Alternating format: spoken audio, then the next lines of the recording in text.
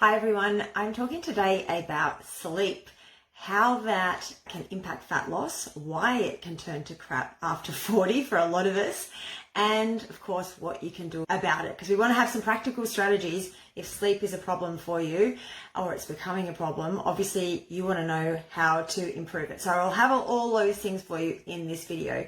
So this is for you really if you're someone who is struggling with your sleep, particularly if it's a new thing for you, if it's related to hormonal changes or you think it might be. So I'm going to go through why those hormone changes are impacting your sleep, because it can help to know what is actually going on. You're not going crazy. What's actually going on in your body, why it impacts fat loss, because this might not be a correlation that you've made, but what it can do in terms of your habits, but also just your physiology and why that can impact your fat loss efforts, and of course what you can do about it. So sleep, as you might know, can have a big impact on your body composition, not to mention things like your mood, your energy, your performance, your immunity, etc. So it's a really important habit. In fact, I think it's one of the cornerstones of fat loss, right up there in the top three, I would say, along with nutrition and movement. So very important that we can optimize this if fat loss is a goal of yours.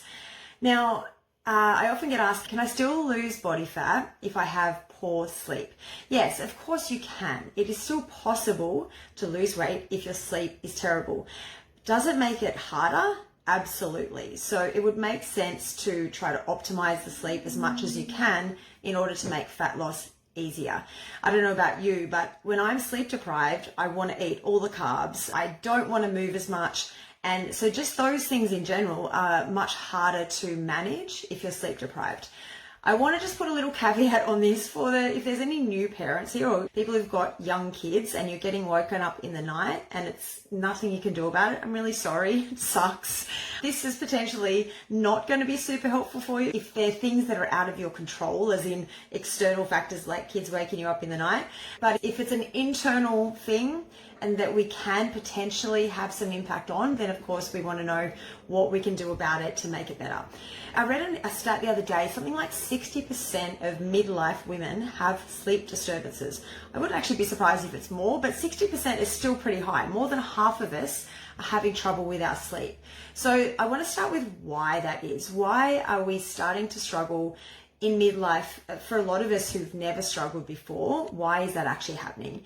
And that is for a number of reasons to do with our changing hormones. So as we know, perimenopause is that initial phase where hormones are starting to change, and that can start 7 to 10 years out from menopause itself. So we might start to notice these changes, and sleep disturbances actually are one of the kind of earliest changes women often report, is these sudden sort of changes in their sleep. They're waking up in the middle of the night, they don't know why, or they can't fall asleep. So it can be one of the earlier things. So in perimenopause, progesterone is one of the first hormones to start to drop, or is the first hormone to start to drop away. And progesterone is our body's calming hormone. I've seen it described as nature's Valium, which I think is a great description of it. So when progesterone drops, we can find it harder to relax. It can impact our level of stress and anxiety, and we can find it harder to wind down and get to sleep, and also harder to stay in that deep sleep. So that can be one of the first things that's happening from a hormone perspective.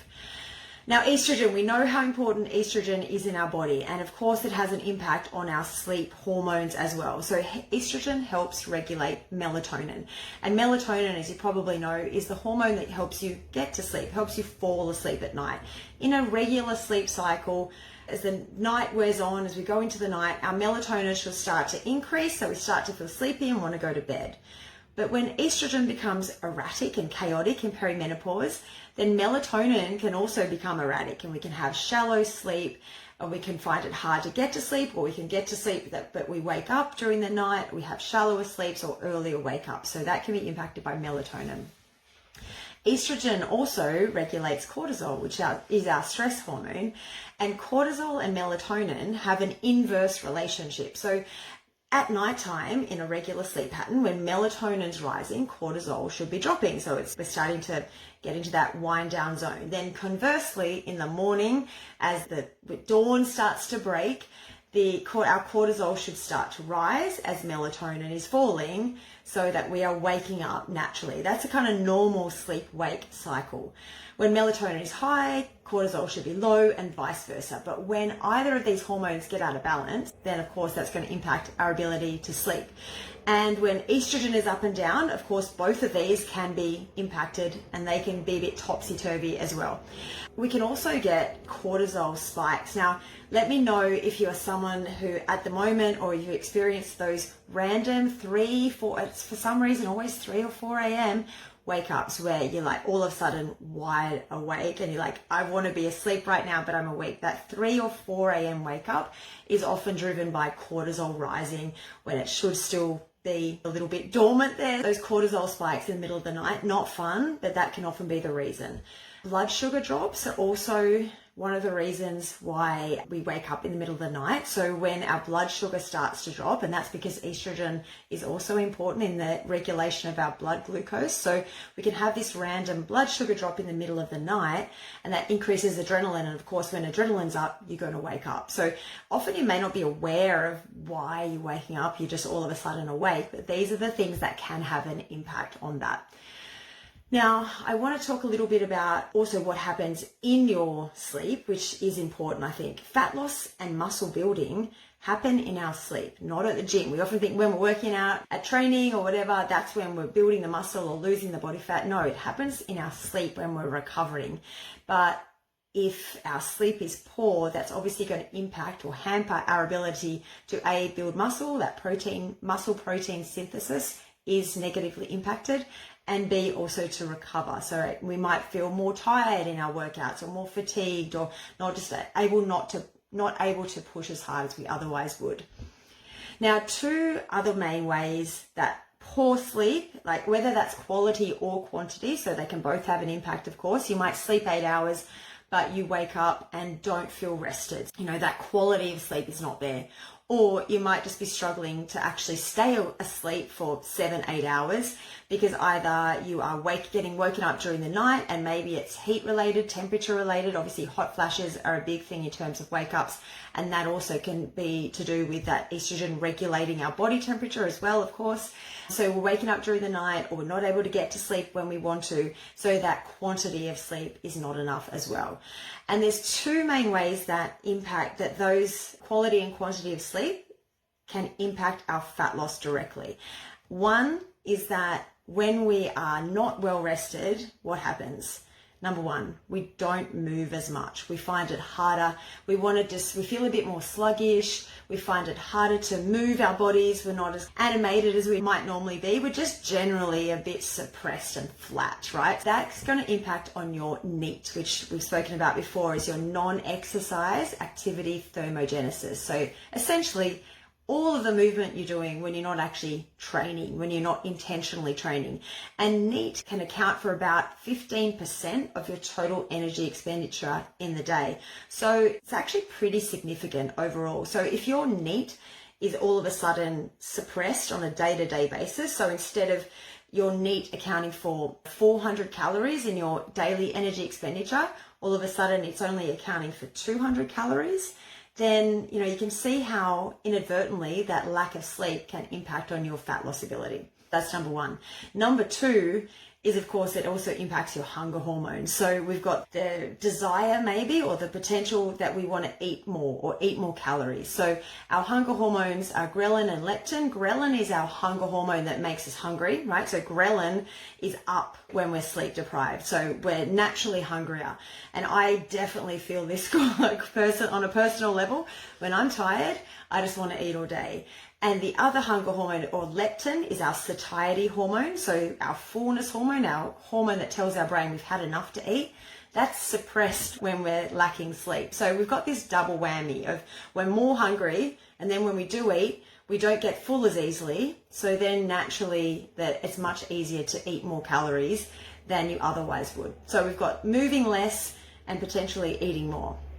Like I said, of course you can, if you monitor both of those things very tightly, like you really tracked your NEAT and you tracked your calories and you were like right on top of those 2 things no matter what, then of course it's still possible to lose weight when you're sleep deprived, but it's going to make it a heck of a lot harder. If you're constantly hungry, tired, and it's a struggle just to get through the day, it's going to make those two processes much harder than they otherwise would be.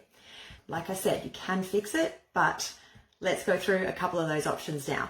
Because obviously you want to know, okay, if you're sleep deprived, how do I actually address this? Because it can feel like this runaway train that you cannot get a hold of when you're tired and like, I'm too tired to even think about what I need to do, but I need to do something. There are a couple of ways we can address this. And I like to use a two-pronged approach with my clients to tackle any sort of sleep issues. Number one, first and foremost, is always good sleep hygiene practices. So the foundation of good sleep hygiene practices. Most of us know what they are. I'm not going to go through them all now, but I do have a cheat sheet, of course I do, that I'm more than happy to send you. So if you would like all of these laid out, like what do I do step by step, then just comment cheat sheet in this video and I will send it to you. But essentially, sleep hygiene practices, number one. So make sure the foundations are there. Things like turning your screens off an hour before bed, setting a bedtime alarm, doing some calm down routine, whatever that looks like for you. Everyone's going to be different. But there are all sorts of things that we can make sure that our foundations are in place and that we're on top of those. Number two, sleep protocols. So I've got a couple of different things that I use with clients from a nutrition and supplements perspective, depending on where they're struggling. So if you're struggling to stay asleep, we're going to take one approach. If you're struggling to get to sleep, we're going to take another. If you're struggling with both, we're going to do them both at the same time. But there are certain nutrition practices and supplements that will help in both of those things. And again, this is in the cheat sheet, so more than happy to send it to you rather than going to every single one now. There are supplements that can help, as I said, but if the foundations are not in place, then the supplements are going to do not a heck of a lot when it comes to fixing these things.